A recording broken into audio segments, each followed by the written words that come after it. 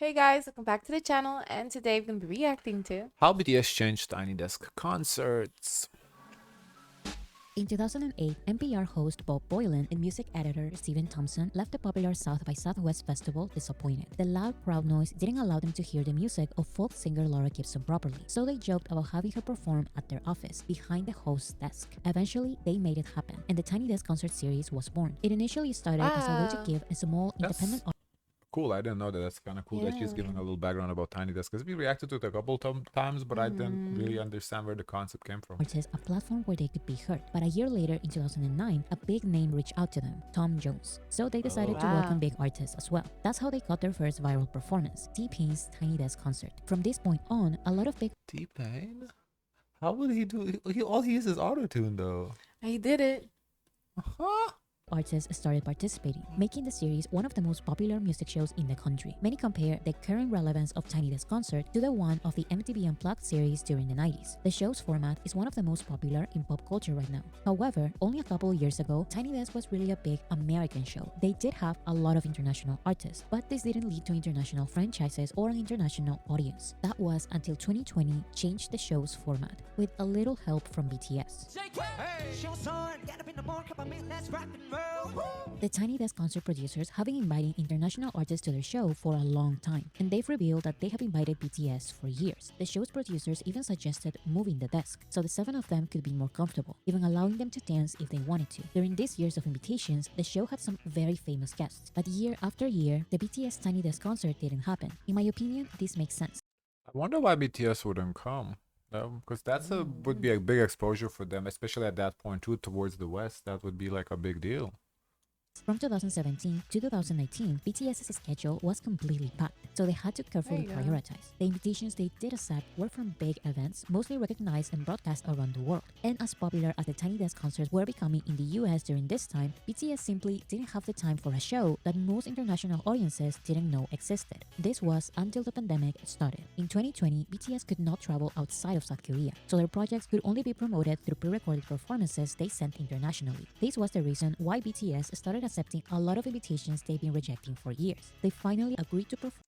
I mean, saves time, right? You don't have to travel. You do that at home. So that's like what, basically, a day spent traveling.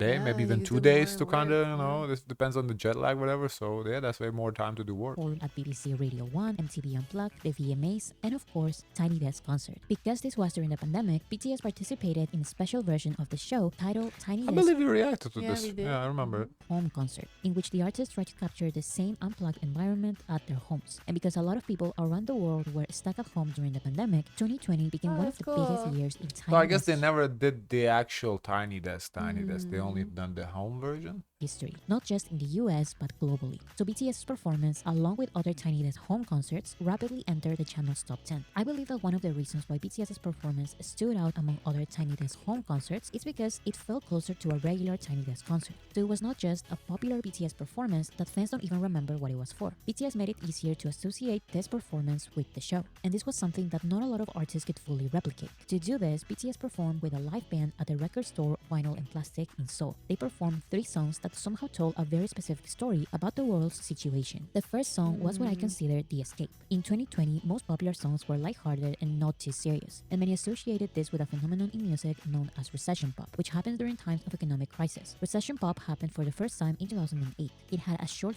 Yeah, we saw this one with our Millennial Core video. They talked briefly about recession pop, that it was the time period before Millennial Core. resurgence during the pandemic, and another Which, if 2020 was recession pop, where was the Millennial Core type of uplifting music in like 2022? We skipped that. one in 2024. So BTS opened their 2020 Tiny Desk concert with what the world wanted to listen to at the time. Not a sad, sentimental song, but some sort of escapism. It's a disco pop track that we simply wanting to share great energy to everyone around the world. Dynamite was BTS's first song to be fully recorded in English, so it easily topped charts around the world, including the US specifically. With this uplifting pop song, BTS welcomes Western and global audiences to their world. You guys are having fun. I like to see that.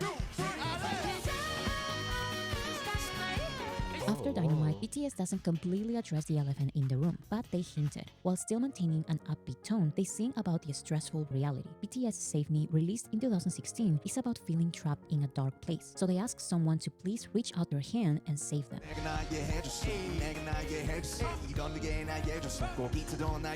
In my opinion, they chose this song purely from a storytelling point. BTS has many songs that would fit way better in this unplugged environment of indie music, but Save Me has both the recession music characteristic electropop sound and lyrics that express the feeling of hopelessness that the world was feeling. This was the perfect transition to the third and last song. Spring Day was the song that surprised Tiny Desk creator I Stephen remember. Thompson the most. He wrote, Spring Day seemed especially true to BTS's hopeful nature. Introduced with a few optimistic words from rapper and singer RM, the song reflects on a need to wait out hard times, even as the weight of present-day pain feels oppressive. Released on the last day of a green season, Spring Day provides a nice reminder of what awaits us on the other side. We just have to get through fall and winter first. We live at such difficult time like now. We all are wishing for the spring day to come. It's been the roughest summer ever, but we know that spring will come.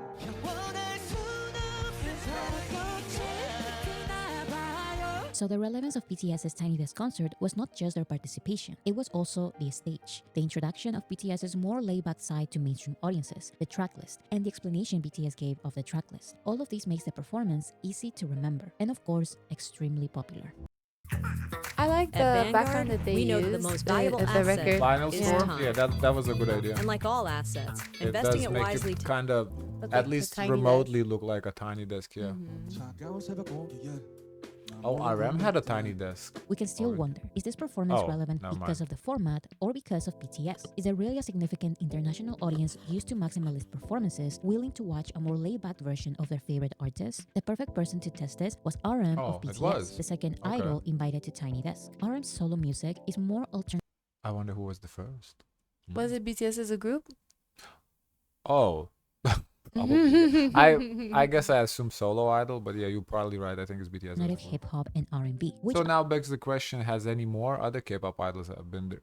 Well, there's Tiny Desk Korea. I know there's a lot of idols been there, but like American Tiny Desk. allow him to stay true to Tiny Desk format. RM's Tiny Desk concert happened in December of 2022, so it didn't really need to be a home edition. Tiny Desk went back to prioritizing the regular format by this time, but they made an exception for RM, who didn't travel to America to promote his album Indigo. Tiny Desk creator Stephen Thompson wrote, "Given that BTS's RM is based in South Korea, we let it slide, not least because his team put together one of the most impressive Tiny Desk facsimiles we've seen yet." RM's Tiny Desk concert was released the same day as his album Indigo, but he started his performance with an old song, Soul, from his 2018 mixtape Mono. Basically, as you know, the capital city, which is my second hometown in Korea. Seoul is a city that I spent the Second most hometown. time since I What's started his music. first? So I just Hometown, always been yeah. wanting to make a song about Seoul. 똑같은 잿빛 표정. 아니 아니 나는 내가 두려워. 이미 널 보가 해보는 건.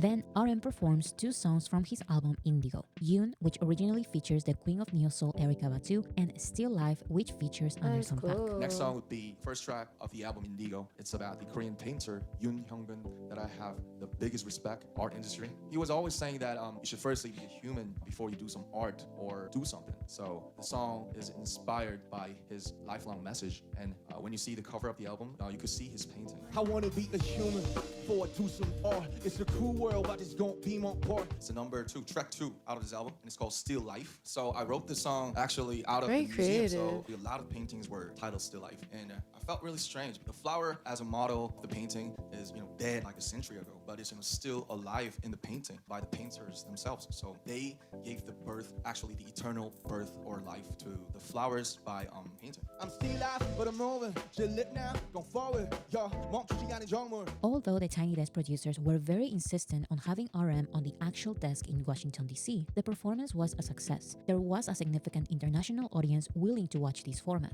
So after years of having occasional specials for international artists, NPR launched their first official international series, Tiny Desk. Okay.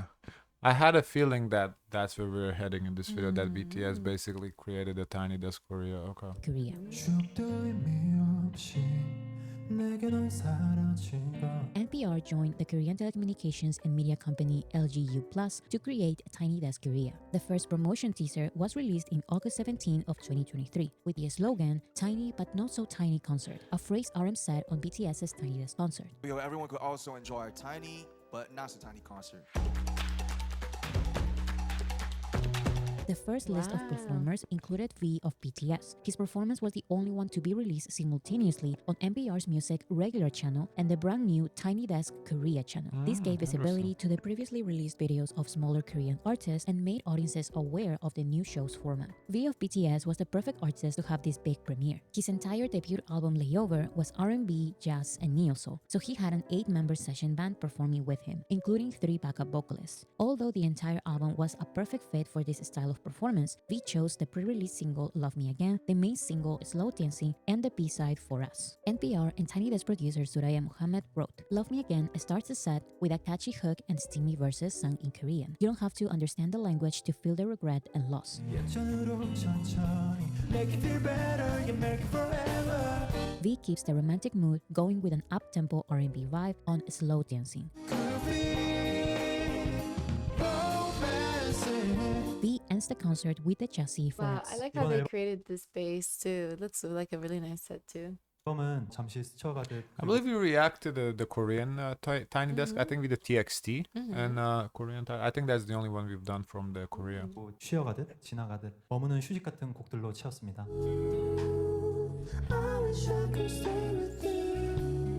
After V's performance, many artists popular in South Korea joined the list of Tiny Desk Korea performers, and only 7 months after You know, I wonder if Tiny Desk has expanded beyond Korea. Like, do they have like Tiny Desk Madrid, London, I don't know, Nairobi, stuff Yeah. like that, or just Korea?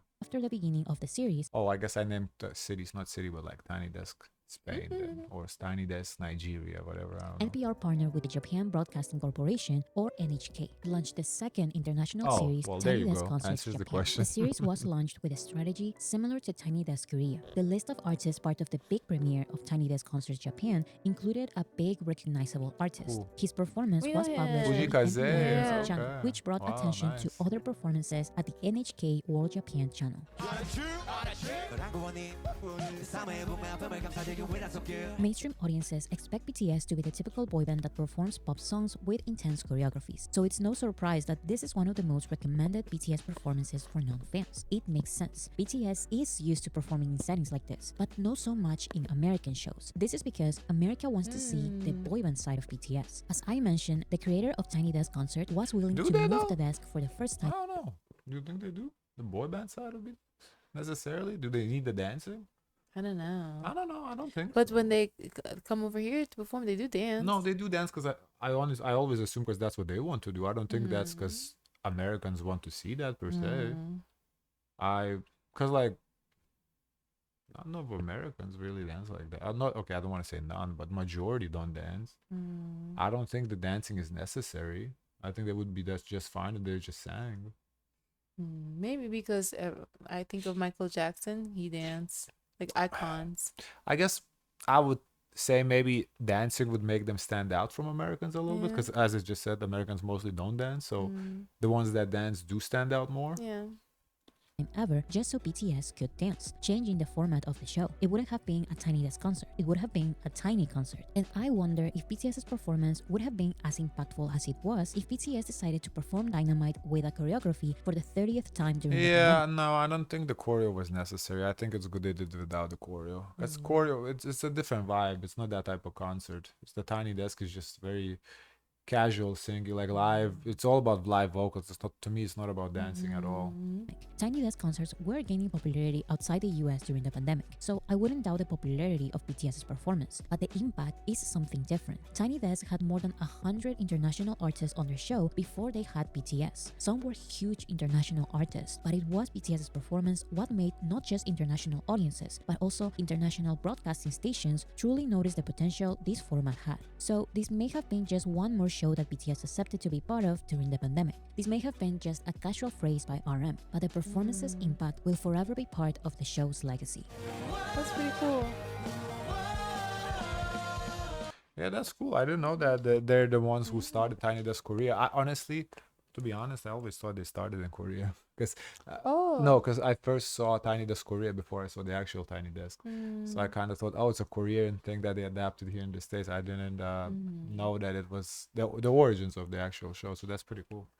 Guys, of course, let us know your thoughts. Don't forget to like, comment, and subscribe.